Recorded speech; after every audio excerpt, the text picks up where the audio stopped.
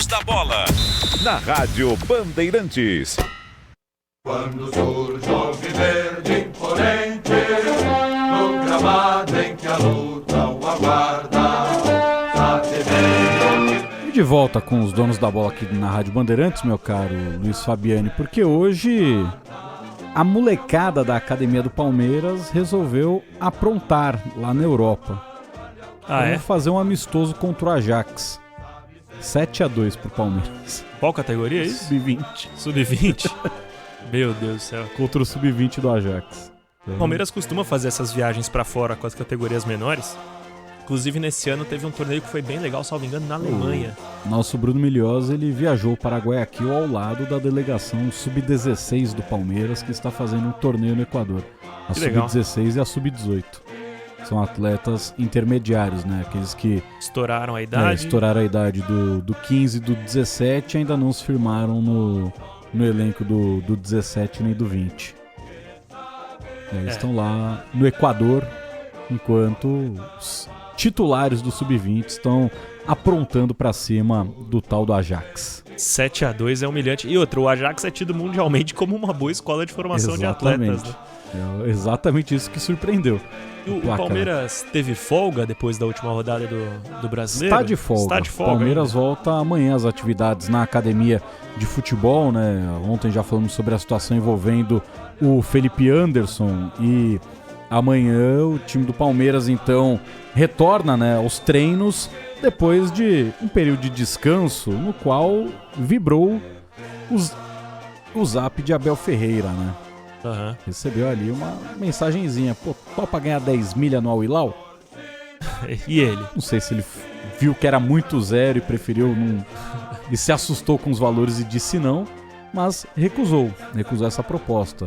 O Abel recebeu, né, um contato por parte de intermediários do Al-Hilal da Arábia Saudita e recusou essa oferta. Seria uma oferta para ganhar 3 vezes mais o que ele ganha hoje no futebol brasileiro. Qual seria o patamar dele entre mais bem pagos do mundo com esse salário hipotético? Hipotético não, esse salário caso ele aceitasse, né? Acho que entrava no top 10 provavelmente. Então, eu já tinha ouvido que ele estava no top 15 com o salário do Palmeiras. Aqui no Brasil, isso não é exclusivo ao Palmeiras, paga-se muito a treinador, né? Muito. Não só ao Palmeiras. Todo treinador aqui no Brasil é muito bem remunerado, é uma classe que é muito valorizada. Se a gente for olhar para os times de Série A, conta-se nos dedos de uma mão quantos não recebem 1 milhão. Cara, pouquíssimos. Até porque boa parte das vezes esse salário engloba a comissão, né? Exato. Então, por exemplo, a comissão do Ramon Dias no Corinthians custava quase 2 milhões de reais por mês. Comissão do Dorival no Corinthians por aí também. Eu falo porque é o clube que eu cubro com mais afinco. Exato. Mas dos demais também... Quando se falam nos 3 milhões do Abel, ele não recebe 3. Ele divide na comissão. É claro que ele fica com a maior parte porque ele é o cabeça, né? Ele é o chefe, ele é o patrão CEO da turma. Exato, né? Então, evidentemente que ele recebe mais do que todo mundo. Mas teve essa recusa para a proposta do Al-Hilal da Arábia Saudita. O Abel, por sinal, já deixou muito claro que quando voltar da Copa do Mundo de Clubes vai definir sobre sua renovação contratual. O Palmeiras ainda sonha com renovação até 2027, algo que pode não ser concretizado, mas talvez até 2026 essa renovação contratual saia. Nesse momento ainda existe muito otimismo interno para essa canetada da renovação contratual por parte do Abel Ferreira, até porque tudo que ele pediu esse ano o Palmeiras entregou em termos de reforços, né? Então não faz muito sentido o cara meter o pé só se estiver muito cansado do Palmeiras, o que eu acho difícil, né? Agora, acho que o Al-Hilal se deu bem no plano B de treinador, né? Pegaram o Simone Inzaghi, né? Vice-campeão de tudo, da Copa da Itália, do Campeonato Italiano e da Champions League. Mas bom treinador. Bom treinador, o Simone Inzaghi, que não é aquele Inzaghi que todo mundo conhece, Pipo. O fazedor de gols, né? O Pipo Inzaghi, ele subiu o Pisa da segunda para a primeira divisão no Campeonato Italiano. Ainda sobre o time do Palmeiras, né, que retorna amanhã, depois da negativa do Abel para a equipe do Al-Hilal, o Palmeiras vai apresentar a sua nova camisa comemorativa para a disputa da Copa do Mundo de Clubes no dia 10 de junho. E do que eu conversei com algumas pessoas, vazou um monte de imagem aí, não é bem aquela lá não. Não é? Não é a que tem as folhas de alface. O Palmeiras não vai jogar de hortifruti não na Copa do Mundo de Clubes. Tem que ser uma camisa bem escolhida, porque é uma chance de exposição mundial aí por parte do... Provavelmente ela vai Palmeiras. ser um pouquinho peculiar, mas não é? tanto como aquela, né? Não vai ter folhas de alface na região do tórax dos jogadores. O Palmeiras costuma ter algumas camisas peculiares, né? Mas normalmente são lisas, né? Não Sim. tem muito desenho, né? Uma que marcou bastante é aquela marca-texto da Pirelli, né? É uma que eu lembro bastante, 2008. 2008. 2007 e 2008 foi a primeira. Essa camisa, você bate o olho e você vê o Valdívia, né? Exato. Tem muito jogador que se identifica direto com o modelo de camisa. Tem...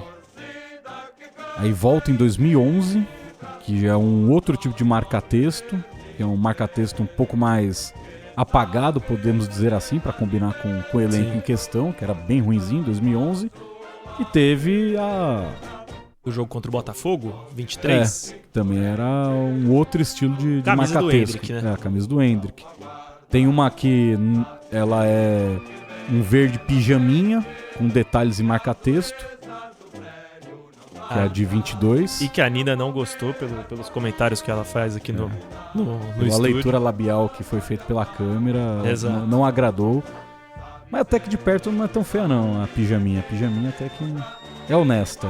Já tiveram É que o piores. conjunto ali da obra como um todo, na hora que você junta o calção com o meião naquele verde bebê, não ficou tão legal. Mas o Palmeiras, ele tende a arriscar algumas vezes nos seus uniformes.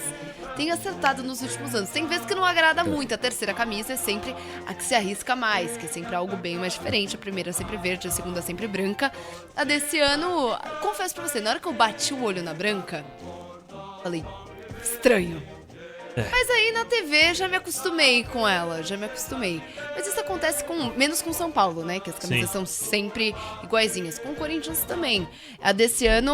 Eu assim, gosto dessa de São Paulo de ser padronizado. É sempre... E se não é padronizado, sempre um irmão? detalhe muito Mas se não é pequeno, padronizado, imagina o que eles vão fazer com aquelas listras. E salva um bom dinheiro do torcedor, né? Que não precisa comprar camisa todo ano. Não, para.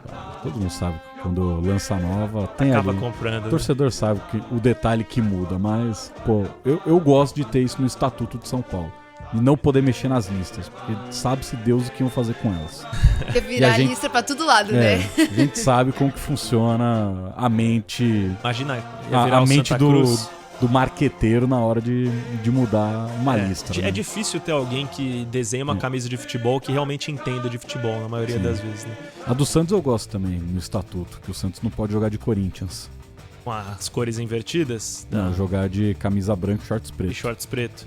É verdade.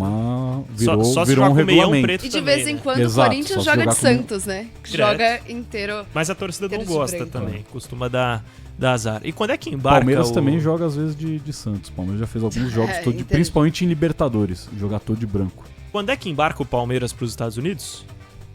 Palmeiras, dia 9, segunda-feira. E os convocáveis? Dia 11, com Leila Pereira a bordo da aeronave. Pilotando. Não porque, como uma boa bilionária, ela tem alguém que possa Sim. fazer isso por ela, né?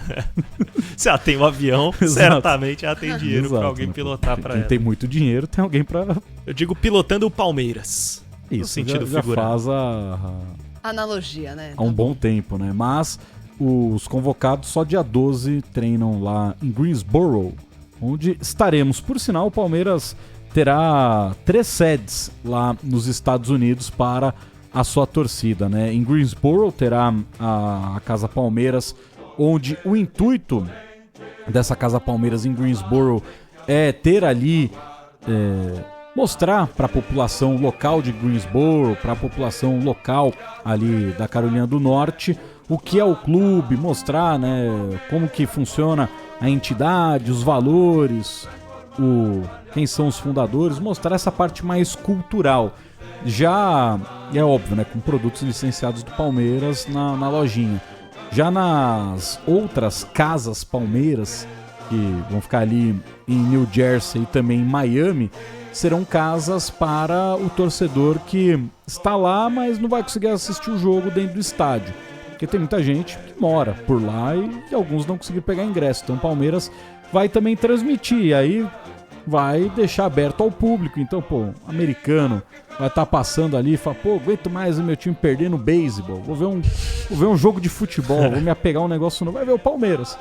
Então, serão 3 edições da Casa Palmeiras lá nos Estados Unidos. Quase como uma Casa Brasil, né? Igual se faz nas Olimpíadas. E aí os clubes brasileiros vão fazer isso, né? O Flamengo, o Fluminense e o Botafogo também terão esses 3, né? A própria Prefeitura do Rio de Janeiro já comunicou que será a própria Prefeitura que vai ajudar a custear algumas dessas instalações. O Palmeiras será com apoio dos seus patrocinadores, né? Então, por isso que o lançamento da terceira camisa, que não é essa que você viu na internet, com um monte de folha de alface no peito dos caras, não será essa, mas o Palmeiras vai fazer o lançamento global durante a Copa do Mundo de Clubes. Quando é a estreia, Soler? Dia 15 contra o Porto de Portugal e, para quem não assistiu, a gente conta.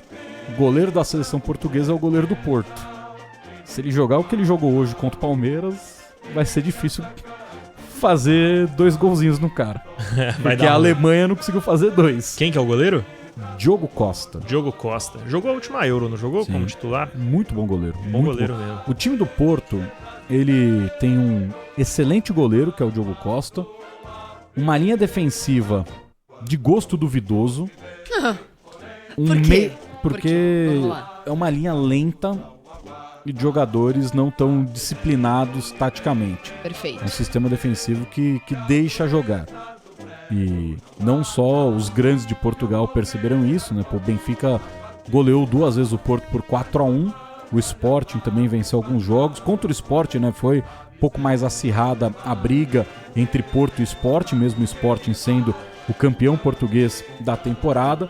Mas até os times pequenos de Portugal conseguiram levar trabalho para essa defesa do Porto, que ainda não foi ajustada. Ainda é o Martin Anselmi, o treinador? Ainda é, e chega balançando. Se passar vergonha na Copa do Mundo de Clubes, provavelmente ele já fica nos Estados Unidos para cumprir o período de férias e volta para casa na Argentina. Para quem não se lembra, ele era técnico do Independiente Del Valle, na América do Sul. Isso. Foi pro Cruz Azul. Destaque nos dois clubes. E no começo do ano, ele travou uma batalha com Abel Ferreira no Cruz Azul. Por Facundo Torres. Os dois queriam contratar. O Martin Anselmi, ele chegou a ligar também pro Facundo Torres. Falou, não, vem pra cá, pá, não sei o quê. O Abel ligou e falou, irmão, aqui é eu, né? Pesou o sotaque português. Os dois são agenciados pelo mesmo empresário, pelo Hugo Cajuda. Sabe escolher técnicos promissores, Hugo Cajuda, né? Vamos ver se o Martin Anselmi vai conseguir se manter na Europa, porque é a cara do Botafogo, não é? Se o caso não der certo o Renato Paiva, ir atrás do Anselmo. O Anselmo é bom treinar. É que o Porto é uma bagunça, né? O Porto vive um momento institucional extremamente complicado, mas é um time ainda muito competitivo, né? Foi da defesa que não é boa, mas do meio pra frente é um time muito eficiente, um time muito forte. Você tem o PP, que é uma das referências da equipe. PP é aquele PP. Do Grêmio. Ex-Grêmio. Perfeito. O Rodrigo Mora, jogador de 18 anos de idade, um talentaço do futebol português, que daqui a pouco vai estar aí jogando nos principais clubes do mundo. E o Samu, centroavante espanhol, mais um que, quando terminar a Copa do Mundo de Clubes, vai ter gente saindo no tapa, oferecendo 90, 100 milhões de euros para ficar com esse cara, porque é aquele centroavante matador, goleador e 21 anos, posição física. O Samu, 25 gols na temporada em 42 jogos. Nome para realmente ficar de olho. Passou pelo Alavés e pelo time B do Granada. Cara, scout de time português é um negócio seríssimo, né? Como eles conseguem descobrir jogador e repassar. O Samu foi até meio bizarro o jeito que ele chega no Porto. Porque ele era do Atlético de Madrid. O Atlético de Madrid ficou emprestando. Ninguém na Espanha se tocou que onde ele era emprestado ele fazia gol. Ele chegou no Porto, o Porto comprou ele. Foram espertos. Mais um case aí de clube português sabendo exportar bem jogador. Sabe quanto que pagou pra levar ele? Alguma ideia? Foi barato. Baratinho? Em termos de futebol europeu foi barato. Imaginei. E um cara mais jovem também. Tem outro cara que é conhecido, cara, pra quem acompanha futebol sul-americano, o Varela, volante do Porto, ex-Boca Juniors, exatamente. Entre outros aí, o Fábio Vieira, ex-Arsenal, né? Meio campista. Baratinho não foi. Foram Não, 20 milhões de euros. 20 milhões? De euros, Cabia no Botafogo SAF. É um Igor Jesus. Chegou de graça ao Botafogo. Bom, vamos ficar de olho nesse Qual ponto. clube que tinha recusado o Igor Jesus antes dele pro Botafogo? O Igor Jesus, ele começou no Curitiba, né? Não, recusado. Não lembro. Brasileiro, São Paulo. O Corinthians? É. Não sabia dessa aí. O seu antecessor contou isso quando ele fechou com o Botafogo. Então é mentira.